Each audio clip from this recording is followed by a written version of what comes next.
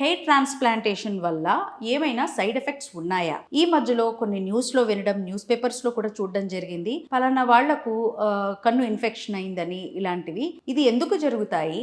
మనకి కూడా జరిగే అవకాశాలు ఉంటాయా? ఎంతమందిలో ఇది సంభవించవచ్చు? ప్రోస్ అండ్ కాన్స్ ఏంటి అనే గురించి అడిగారనమాట. సో ఈ రోజు మన టాపిక్ అదే. హెయిర్ ట్రాన్స్ప్లాంటేషన్ అనేది లోకల్ అనెస్థీషియా పైన జరిగే చిన్నపాటి ప్రొసీజర్. కాకపోతే ఈ ప్రొసీజర్ కి ఖచ్చితంగా సర్జన్స్ ఉండాల్సిందే. మరి గతంలో మనం టీవీల్లో, న్యూస్ పేపర్లో చదివింది ఏమిటి?